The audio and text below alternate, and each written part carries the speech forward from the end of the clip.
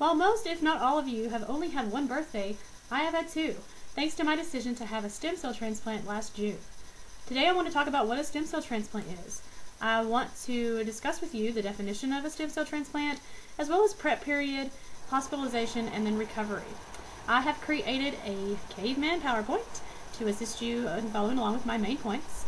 To begin with, a stem cell transplant is the infusion or injection of healthy stem cells into your body to replace diseased or damaged stem cells. Stem cells can become damaged with chemotherapy. Most of the times this transplant process is used for recurring cancers.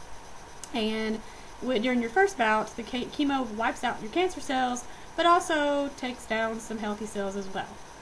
3 types of cancer, and these are blood cancers, also warrant this process: leukemia, lymphoma, and myeloma. Leukemia is cancer of the blood and bone marrow. Lymphoma is cancer of the lymphatic system, and myeloma is cancer of the plasma cells. I had lymphoma both times, and that's the reason I went through with the transplant process.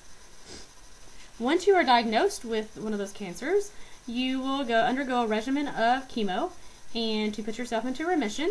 And once that is done, you are free to follow along the steps to transplant.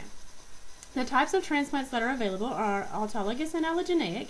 Autologous is where they take stem cells from your own body and harvest them until transplant day. And allogeneic is when they use a donor. A donor can be a relative or someone off the donor registry, as long as that person matches with your blood chemistry. During the mobilization phase, which is the prep period before hospitalization, you will undergo several organ functioning tests as well as blood work. They test your liver, your lungs, and your heart, and they also do a bone marrow biopsy. And this is a procedure to tell whether you are healthy enough to use your own bone marrow or whether you will need a donor. Once that is decided, you will have a white blood count booster, and this is called Neupogen. They give you this for 5 days, twice a day actually, and this brings your white count well above normal. And once that happens, you will collect your stem cells, and they call this harvesting. This is done by they implant a line into your chest, and with 3 different ports. One they hook up to the machine with an IV. The machine takes your blood through and takes out what it needs, and then sends back into your body through one of the other ports what it does not need.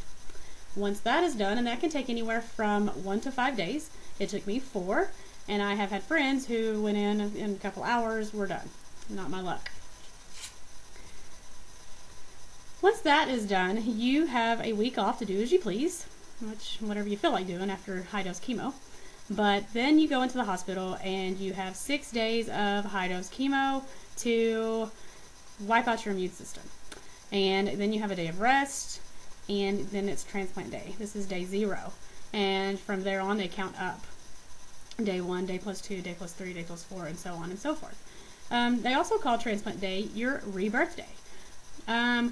They come into the room during this phase, and they thaw your cells out right there in front of you, and then they just inject them with a huge needle into your line, and then that's it.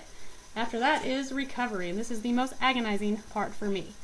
You have to wait for engraftment, which is when the stem cells go into the bloodstream and then find their way back to the bone marrow to do their job.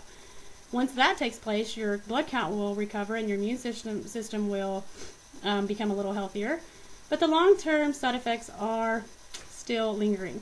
I am 9 months post-transplant and still dealing with fatigue, lack of energy, chemo brain, and I will have to have immunizations again in June of this year, which will be a year post-transplant.